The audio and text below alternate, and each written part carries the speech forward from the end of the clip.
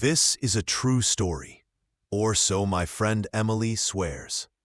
She's a 25-year-old blogger with a knack for chasing mysteries, the kind of person who'd rather dive into the unknown than stay safe at home. Her latest obsession was Blackthorn Woods, a dense forest on the edge of a small town in upstate New York, whispered about in hushed tones by locals. They say it's cursed, that people who wander too deep never come back. Emily, ever the skeptic, thought it was just another urban legend, perfect fodder for her blog. But what she found in those woods changed her forever. Blackthorn Woods wasn't just any forest. Its towering pines and gnarled oaks seemed to swallow sunlight, casting an unnatural gloom even at noon. The air was always heavy, thick with the scent of damp earth and something faintly metallic, like old blood. Locals avoided it, claiming it was home to the forest spirit, a creature older than the town itself. The stories varied. Some said it was a vengeful ghost, others a demon that lured people with whispers. Over the past 50 years, at least 7 people had vanished in those woods. Hikers, teenagers on dares, even a park ranger who knew every trail. Their belongings were sometimes found, but never their bodies. Emily spent weeks researching. She interviewed old-timers at the town diner who spoke of strange lights flickering between the trees and voices calling names in the dead of night. One woman, her hands trembling, recounted how her brother went missing in the woods 20 years ago. His backpack was found near a stream, his camera still clutched in its strap, but the photos were blank. Every single one. The police called it a coincidence, but the town knew better. Emily, though, wasn't convinced.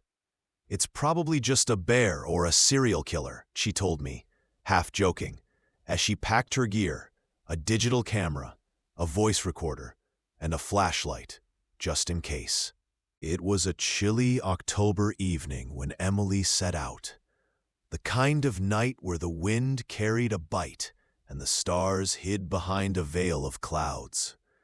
She parked her car at the edge of Blackthorn Woods, where a faded sign warned, "Enter at your own risk." The trailhead was overgrown, barely visible under a tangle of vines. She switched on her voice recorder, her voice steady but tinged with excitement. "All right, blog fans, here we go. Time to debunk the legend of Blackthorn Woods. Or maybe find something real." The forest closed around her like a trap. The trees loomed taller than she'd expected, their branches knitting together to form a canopy that blocked out what little light remained.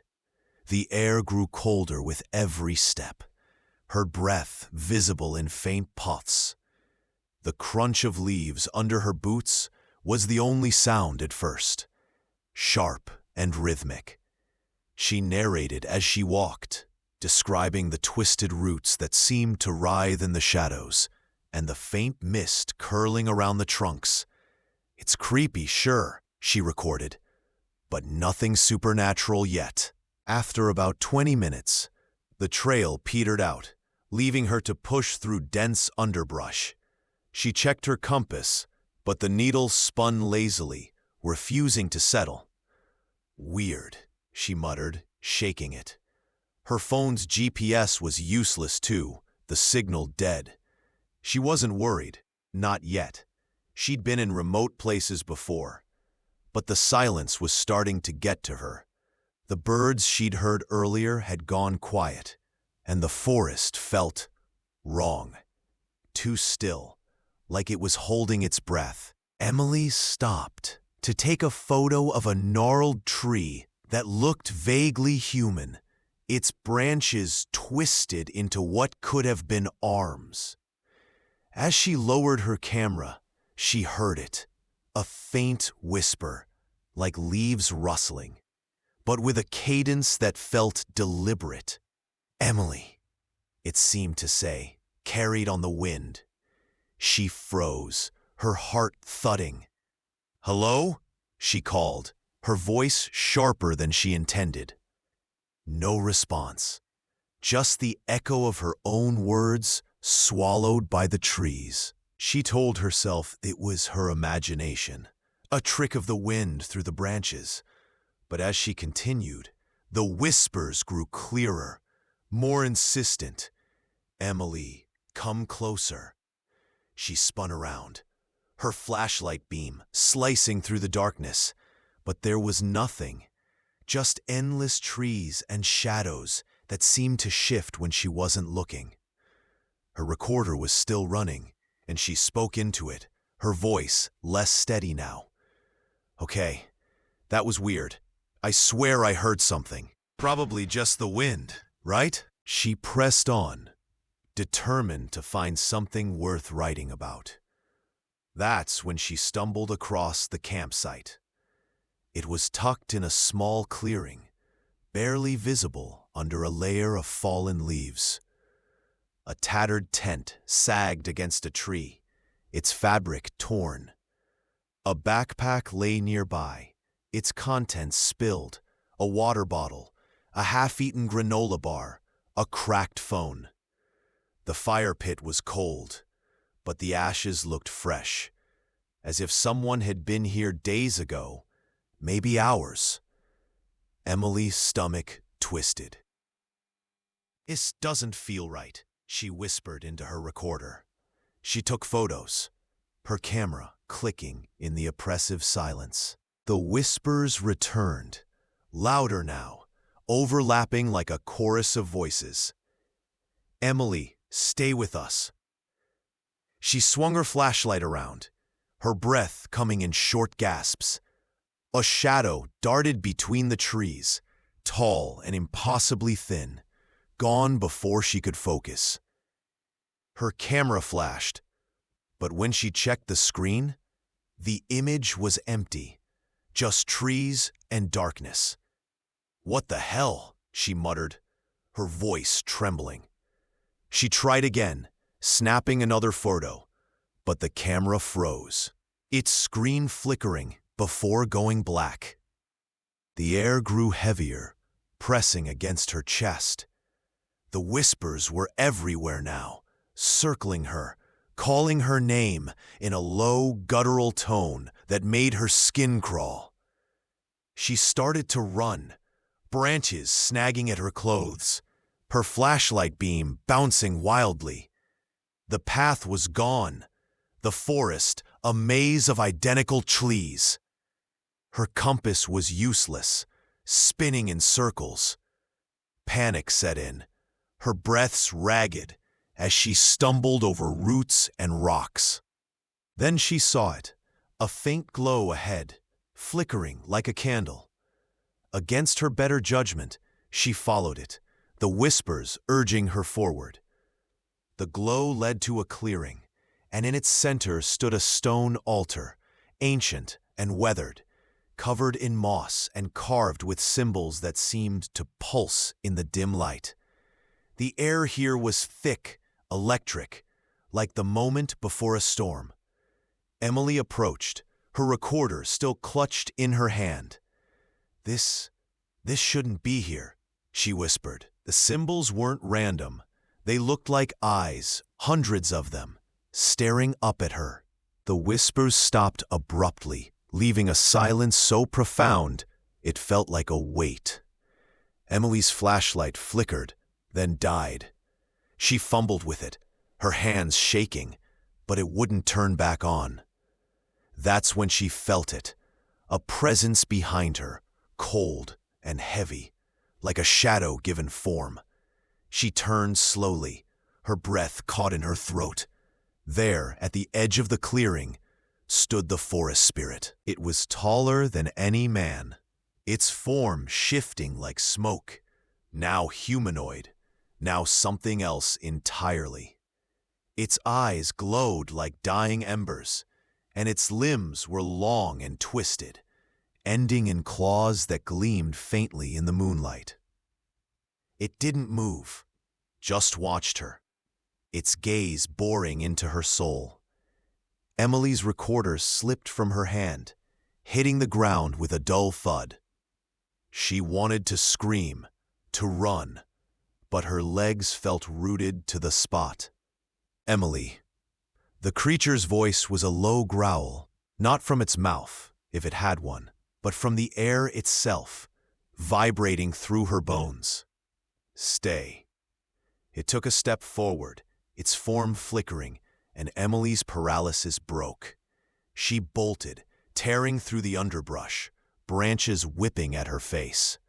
The whispers returned, a deafening cacophony, chasing her through the trees. She didn't know where she was going, only that she had to escape. Hours later, or maybe minutes, she couldn't tell, Emily stumbled out of the woods, collapsing onto the gravel near her car.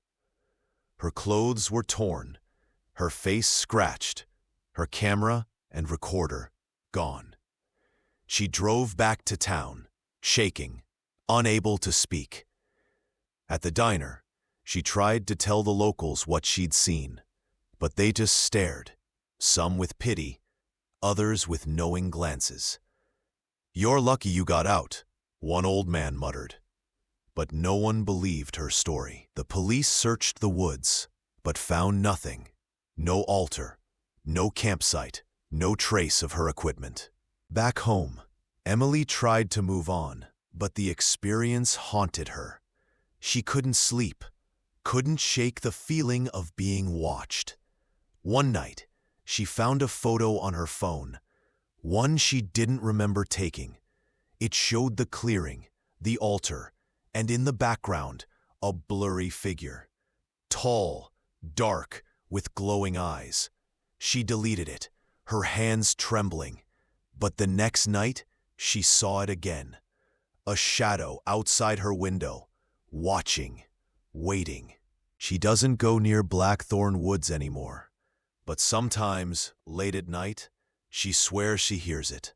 A whisper, faint but unmistakable, calling her name. As Emily stood frozen in the clearing, the air grew unnaturally still, the whispers fading into a deafening silence, broken only by the distant hoot of an owl. The temperature plummeted, her breath forming frantic clouds in the moonlight. A primal fear gripped her, her heart pounding like a drum in her chest. The stone altar before her pulsed with an eerie energy, its carved symbols glowing faintly, as if alive.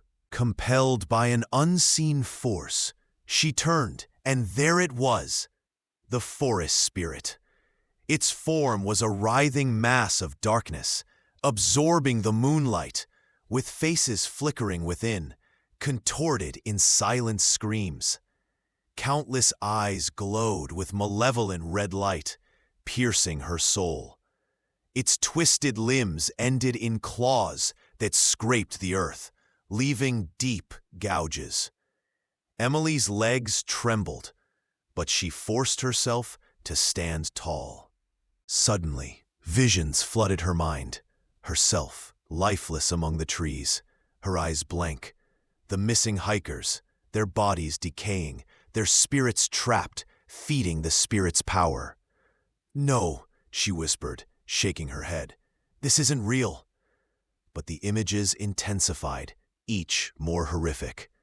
A voice, deep and resonant, echoed in her mind. "You will join them, Emily. You are mine." Panic surged, but she recalled the old man's warning. It feeds on fear.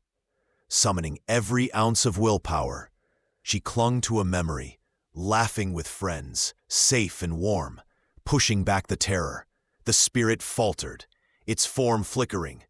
"No," it hissed, a sound like nails on a chalkboard. Emily held her ground, staring into its eyes. The visions faded, its presence weakened.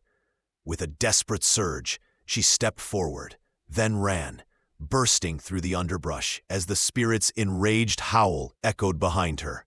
fading into the night. Back in her apartment, Emily tried to dismiss it as a nightmare. But the scratches on her arms and dirt under her nails told a different story. Then she found her recorder, impossibly tucked in her pocket, despite being dropped in the woods. With trembling hands, she played it. Her voice narrated her journey, followed by static, then a guttural laugh and a whisper. "I will find you, Emily." She deleted the file, but the words lingered, as did the feeling of being watched. Shadows seemed deeper, every creak louder. Sometimes in the mirror, she glimpsed glowing eyes behind her, gone when she turned. Was it real, or her mind unraveling? Blackthorn Woods had marked her, and perhaps it would never let go. What do you think? Did Emily escape, or is the forest spirit still with her? Have you ever felt something unexplainable watching you? If this tale chilled you, like, share, and subscribe for more scary stories to keep you awake.